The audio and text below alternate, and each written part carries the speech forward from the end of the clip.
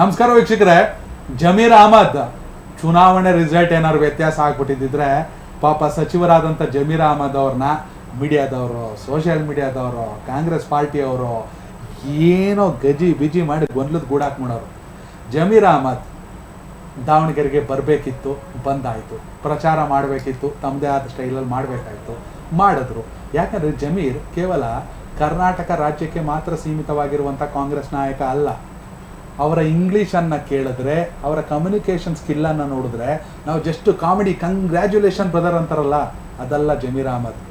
ಅವರ ಕಮ್ಯುನಿಕೇಷನ್ ಸ್ಕಿಲ್ಲನ್ನು ನೋಡಿದ್ರೆ ರಾಷ್ಟ್ರೀಯ ಮಟ್ಟದಲ್ಲಿ ಕೂಡ ಅವ್ರಿಗಿರುವಂಥ ಮನ್ನಣೆ. ತೆಲಂಗಾಣ ರಾಜ್ಯದಲ್ಲಿ ಕಾಂಗ್ರೆಸ್ ಸರ್ಕಾರ ಅಧಿಕಾರಕ್ಕೆ ಬಂದು ರೇವಂತ್ ರೆಡ್ಡಿ ಮುಖ್ಯಮಂತ್ರಿ ಆಗೋದರಲ್ಲಿ ಡಿ ಕೆ ಶಿವಕುಮಾರ್ ಸೇರಿದಂತೆ AICC ಪಾತ್ರ ಎಷ್ಟಿದೆಯೋ ಜಮೀರ್ ಅಹಮದ್ ಅವರ ಪಾತ್ರ ಕೂಡ ಅಷ್ಟೇ ಇದೆ. ಈ ಬಾರಿ ಕೇರಳದ ಚುನಾವಣೆಯಲ್ಲಿ ಕೂಡ ಜಮೀರ್ ಅಹಮದ್ ಅವ್ರಿಗೆ ಅತಿ ದೊಡ್ಡ ಜವಾಬ್ದಾರಿಯನ್ನು ಕೊಟ್ಟಿದ್ರು. ಆದರೆ ಕೇರಳದ ಮನಸ್ಥಿತಿಯೇ ಬೇರೆ, ಕೇರಳಿಗರ ಮನಸ್ಥಿತಿಯೇ ಬೇರೆ. ಈಗ ತಮಿಳ್ನಾಡಲ್ಲಿ ನೋಡಿ, ವಿಜಯ್ ಸಿನಿಮಾ ಸ್ಟೈಲಲ್ಲೇ CM ಆಗಿಬಿಡ್ತಾರೆ, ಏನು ಬೇಕಾದ್ರೆ ಆಗ್ಬೋದು. ಆದರೆ ಜಮೀರ್ ಕೇವಲ ರಾಜ್ಯಕ್ಕೆ ಸೀಮಿತವಾದ ನಾಯಕ ಅಲ್ಲ. ಅಲ್ಲದೆ ಜಮೀರ್ ವಿಚಾರದಲ್ಲಿ ಒಂದಷ್ಟು ಗೊಂದಲಗಳು ಕೂಡ ಆಗಿತ್ತು. ಅಲ್ಪಸಂಖ್ಯಾತರಿಗಾಗಿ ಅವರೇ ಸಮುದಾಯದವರಾಗಿ ಟಿಕೆಟ್ ಕೇಳಿದ್ರು, ಆಗಲಿಲ್ಲ, ಏನು ಮಾಡೋಕ್ಕಾಗಲ್ಲ.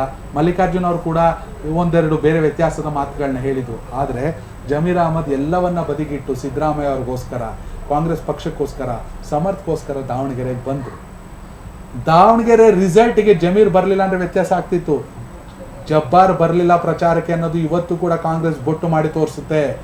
ಅವರನ್ನು ಅಲ್ಪಸಂಖ್ಯಾತ ರಾಜ್ಯಾಧ್ಯಕ್ಷ ಸ್ಥಾನದಿಂದ ಕಿತ್ತಾಕಿದ್ರು. ಹಂಗನ್ಬಿಟ್ಟು ಜಮೀರನ್ನು ಅಳ್ಳಾಡ್ಸೋಕೆ ಆಗಲ್ಲ ಅಷ್ಟು ಸುಲಭವಾಗಿ. ಆದರೆ ಜಮೀರ್ ಬರದೇ ಇದ್ದಿದ್ರೆ, ರಿಸಲ್ಟ್ ವ್ಯತ್ಯಾಸ ಆಗಿದ್ರೆ ಖಂಡಿತವಾಗಲೂ ಆ ಕಳಂಕವನ್ನು ಅವ್ರು ಹೊತ್ಕೋಬೇಕಿತ್ತು. ಜಮೀರ್ ಯಾರಿಗೂ ವಿರೋಧಿ ಅಲ್ಲ, ಯಾರಿಗೂ ಶತ್ರು ಅಲ್ಲ. ಜಮೀರ್ ಒಂದು ರೀತಿ ಅಜಾತ ಶತ್ರು. ಜಮೀರ್ ಅಹಮದ್ ಬಂದು ಚೆಡ್ಡಿ ದೋಸ್ತು ಅನ್ನೋ ಮೂಲಕ ಒಂದು ರೀತಿ ಜೋಡೆತ್ತಾಗಿ ಎಂಟ್ರಿ ಕೊಟ್ಟರು. ಏನಂತೀರಾ? ಖಂಡಿತವಾಗಿ. ಆಮೇಲೆ ಜಮೀರ್ ಅವರ ವಿಚಾರಕ್ಕೆ ಬಂದಂಥ ಸಂದರ್ಭದಲ್ಲಿ ಆ ಗೊಂದಲಕ್ಕೆಲ್ಲ ಬಹುಶಃ ನಾನು ಜಬ್ಬಾರ್ ಅವರನ್ನು ದೂಡ್ತೀನಿ. ಕಾರಣ ಏನು ಅಂತ ಹೇಳಿದ್ರೆ, ಟಿಕೆಟ್ ಹಂಚಿಕೆ ಆದ ಬಳಿಕ ಜಬ್ಬಾರ್ ಅವರು ನಿರ್ಧಾರವನ್ನು ತೆಗೆದುಕೊಳ್ಬೇಕಿತ್ತು, ಪಕ್ಷದ ಪರ ಕೆಲಸ ಮಾಡ್ತೀನಿ ಅಂತೇಳಿ. ಕಾರಣ ಜಬ್ಬಾರ್ 3 ಟೈಮ್ MLC ಆದಂಥವ್ರು.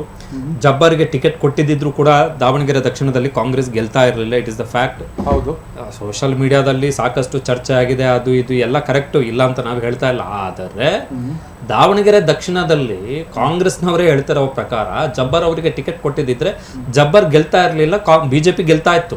ದಾವಣಗೆರೆ ದಕ್ಷಿಣದಲ್ಲಿ ಖಂಡಿತ ಸೋಲ್ತಾ ಇತ್ತು ಕಾಂಗ್ರೆಸ್. ಜಬ್ಬಾರ್ 100ಕ್ಕೆ 100 ಸೋಲ್ತಾ ಇದ್ರು. ಬಟ್ ಜಮೀರ್ ಅವರ ವಿಚಾರಕ್ಕೆ ಸಂಬಂಧಪಟ್ಟ ಹಾಗೆ ಜಬ್ಬಾರ್ ಅವ್ರದ್ದು ತಪ್ಪಿದೆ. ಕಾರಣ ಜಬ್ಬಾರ್ ದಾವಣಗೆರೆ ದಕ್ಷಿಣಕ್ಕೆ ವಿಷಯ ಇಷ್ಟೇ. ಈಗ ನಾವು ಶ್ರೀನಿವಾಸ್ ದಾಸ್ ಕರಿಯಪ್ಪ ಮತ್ತೆ ಅಜಯ್ ಕುಮಾರ್ ವಿಚಾರ ಬಂದಂಥ ಸಂದರ್ಭದಲ್ಲಿ ನಾವು ಯಾಕೆ ಶ್ರೀನಿವಾಸ್ ದಾಸ್ ಕರಿಯಪ್ಪ ಅವರಿಗಿಂತ Ajay Kumar far better candidate ಆಗ್ಬೋದಿತ್ತು ಅಂತ ಹೇಳಿ ಹೇಳ್ತಿದೀವಿ ಅಂತ ಹೇಳಿದ್ರೆ, the presence of the person in the constituency, ಆ ವ್ಯಕ್ತಿಯ ಅಸ್ತಿತ್ವ ಆ ಕ್ಷೇತ್ರದಲ್ಲಿ ಏನಿದೆ ಅಂತ ಹೇಳಿ ಬಂದು ಹೋಗೋದ್ ಪ್ರಶ್ನೆ ಇಲ್ಲ. ಶ್ರೀನಿವಾಸ್ ದಾಸ್ ಕರಿಯಪ್ಪ ಕೂಡ ಓಡಾಡ್ತಾರೆ, ಜಬ್ಬಾರ್ ಕೂಡ ಓಡಾಡ್ತಾರೆ. ಬಟ್ ಜನಪರವಾಗಿ ಯಾರು ಇರ್ತಾರೆ ಎನ್ನುವಂಥದ್ದು ವೆರಿ ಇಂಪಾರ್ಟೆಂಟ್. ಎಲ್ಲ ಎಲೆಕ್ಷನ್ ಹತ್ರ ಆದಾಗ ನೀವು ಸೋಷಿಯಲ್ ಮೀಡಿಯಾದಲ್ಲಿ 4 ಜನನ ಕರೆದು ಬಿಟ್ಟು ಅವರಿಗೆ ಹಿಂಗೆ ಈ ಥರ ಅಂತೇಳಿ ಡೈಲಾಗ್ ಹೊಡೆದ ತಕ್ಷಣ ಅವೆಲ್ಲವೂ ಕೂಡ ಗ್ರೌಂಡಲ್ಲಿ ನಿಮ್ಮ ಪಕ್ಷದವರನ್ನೇ ಒಪ್ಸಕ್ಕಾಗಲ್ಲ ನೀವು.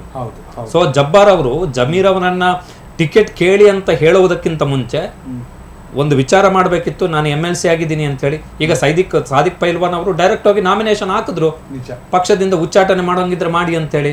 ಆಮೇಲೆ ವಾಪಸ್ ತಗೊಂಡ್ರು, ಅದು ಬೇರೆ ಪ್ರಶ್ನೆ. ಜಬ್ಬಾರ್ ಅವರಿಗೆ ಅವಕಾಶ ಇತ್ತಲ್ಲ. ಜಬ್ಬಾರ್ ಅವರಿಗೆ ಏನ್ ಟೆನ್ಷನ್ ಇತ್ತು, ನಾನು MLC ಆಗಿದ್ದೀನಿ, ಒಂದು ವೇಳೆ ನಾಮಿನೇಷನ್ ಕಂಟೆಸ್ಟ್ ಮಾಡಬೇಕು ಅಂತ ಹೇಳಿದ್ರೆ MLC ಸ್ಥಾನಕ್ಕೆ ರಾಜೀನಾಮೆ ಕೊಡಬೇಕು, MLC ಸ್ಥಾನ ಕಡ್ದೋಗುತ್ತೆ. ಸೊ ಇದು ಗಾದೆ ಇದೆಯಲ್ಲ, ಅಕ್ಕಿ ಮೇಲೇನು ಆಸೆ ನೆಂಟ್ರ ಮೇಲೇನು ಪ್ರೀತಿ ಅಂತೇಳಿ, ಆ ಥರ ಆಯ್ತು ಜಬ್ಬಾರ್ ಅವರ ಕತೆ. ಇನ್ನು ನೀವು ಒಂದು ವಿಚಾರ ಹೇಳಿದ್ರಿ, ಏನು ಅಂತ ಹೇಳಿದ್ರೆ ಈ ಜಮೀರ್ ಅವರು JDS-ಗೆ ಹೋಗ್ತಾರೆ ಅಂತೇಳಿ. ಇದು ಏನು ಅಂತ ಹೇಳಿದ್ರೆ, ನಾನು ಒಂದು 2-3 ಕಡೆ ಆ ಕಂಟೆಂಟ್ ನೋಡಿದೆ. ನಾವು ಫೀಲ್ಡಲ್ಲಿ ಇದ್ದು ಬಂದಂಥವ್ರು, 10-15 ವರ್ಷ ಮುಖ್ಯವಾಹಿನಿಯ ಮಾಧ್ಯಮಗಳಲ್ಲಿ ಕೆಲಸ ಮಾಡಿ ಬಂದಂಥವ್ರು. ನಮಗೆ ಸುದ್ದಿ ಯಾವುದು ಸತ್ಯ ಯಾವುದು ಸುಳ್ಳು ಅಂತೇಳಿ ಅರ್ಥ ಮಾಡ್ಕೊಳ್ಳುವಷ್ಟು ಬುದ್ಧಿಜ್ಞಾನವನ್ನು ದೇವರು ನಮಗೆ ಕೊಟ್ಟಿದ್ದಾರೆ. ನಿಜ ನಿಜ.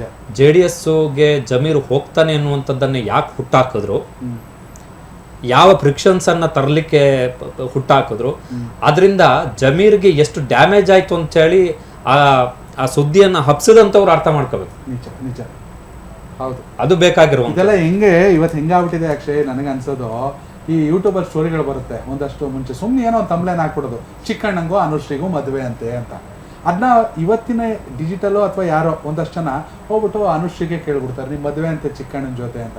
ಫಸ್ಟ್ ಮೊನ್ನೆ ಇವ್ರ್ದಾಯ್ತು, ಶಿವಣ್ಣ ಮತ್ತೆ ಸುಧಾರಾಣಿ ಅವ್ರದ್ದೊಂದು ಇಶ್ಯೂ ಆಗ್ಬಿಡ್ತಾರೆ ಆ ರೀತಿ. ಜಮೀರ್ JDS ಹೋಗ್ಬಿಡ್ತಾರೆ ಅಂತ ಯಾರೋ ಕಾಮಿಡಿನೋ ಏನೋ ಮಾಡಿದ್ರೆ ಹೋಗ್ಬಿಟ್ಟು ಜಮೀರ್ ಅವ್ರಿಗೆ ಆ ಪ್ರಶ್ನೆ ಕೇಳ್ಬಿಡೋದು, ಹೋಗ್ಬಿಟ್ಟು ನಿಖಿಲ್ ಅವ್ರಿಗೆ ಆ ಪ್ರಶ್ನೆ ಕೇಳೋದು, ನಿಮ್ಮ ಪಕ್ಷಕ್ಕೆ ವಾಪಸ್ ಬರ್ತಾರಂತೆ. ಏನು ಉತ್ತರ ಕೊಡಬೇಕು, ಏನು ಪ್ರಶ್ನೆಗಳು, ಏನು ಉತ್ತರ? ನಿಜಕ್ಕೂ ಕೂಡ ಈ ಲೆಕ್ಕಾಚಾರಗಳು ಏನೇ ಇರಲಿ, ಈ ಅವ್ಯವಸ್ಥಿತ ಪ್ರಶ್ನೆಗಳು ಉತ್ತರಗಳು ಏನೇ ಇರಲಿ, ದಾವಣಗೆರೆ ದಕ್ಷಿಣದಲ್ಲಿ ಕಾಂಗ್ರೆಸ್ ರಿಸಲ್ಟ್ ಮಾಡಿದೆ ಅಂದರೆ ಪ್ರತಿಯೊಬ್ಬರು ನೆನೆಸ್ಕೋಬೇಕು, ಇನ್ಕ್ಲೂಡಿಂಗ್ ಮರಾಠ ಸಮುದಾಯ ಅಂತ ಬಂದಾಗ ಸಂತೋಷ್ ಲಾಡ್ನ ನೆನೆಸ್ಕೋಬೇಕು, ಹಾಗೆಯೇ ಅಲ್ಪಸಂಖ್ಯಾತರು ಅಂತ ಬಂದಾಗ ರಿಜ್ವಾನ್ ಅರ್ಷದ್ ಮತ್ತು ಜಮೀರ್ ಅವ್ರನ್ನ ನೆನೆಸ್ಕೊಳ್ಳೇಬೇಕು. ಎಲ್ಲರೂ ಒಟ್ಟಾಗಿ ಚುನಾವಣೆ ಮಾಡಿದ್ದಾರೆ, ಒಗ್ಗಟ್ಟಿಗೆ ಬಲವಿದೆ, ಒಗ್ಗಟ್ಟಿಗೆ ಫಲಿತಾಂಶ ಇದೆ ಅನ್ನೋದನ್ನು ಕಾಂಗ್ರೆಸ್ ಪ್ರೂವ್ ಮಾಡಿ ತೋರಿಸಿದೆ. ಮಾರ್ಜಿನ್ ಎಷ್ಟು ಬೇಕಾರಾಗಿರಲಿ. ವೀಕ್ಷಕರೇ, ಜಮೀರ್ ಅಹಮದ್ ಅವರ ನಾಯಕತ್ವದ ಬಗ್ಗೆ, ಜಮೀರ್ ಅಹಮದ್ ರಾಷ್ಟ್ರೀಯ ನಾಯಕರಾಗಿ ಬೆಳೆತಿರೋದ್ರ ಬಗ್ಗೆ, ಜಮೀರ್ ಅಹಮದ್ ಕಾಂಗ್ರೆಸ್ನ ಅತಿ ದೊಡ್ಡ ಅಸೆಟ್ ಅನ್ನೋದ್ರ ಬಗ್ಗೆ ನಿಮ್ಮ ಅಭಿಪ್ರಾಯನ ಕಾಮೆಂಟ್ ಮಾಡಿ. ಧನ್ಯವಾದಗಳು.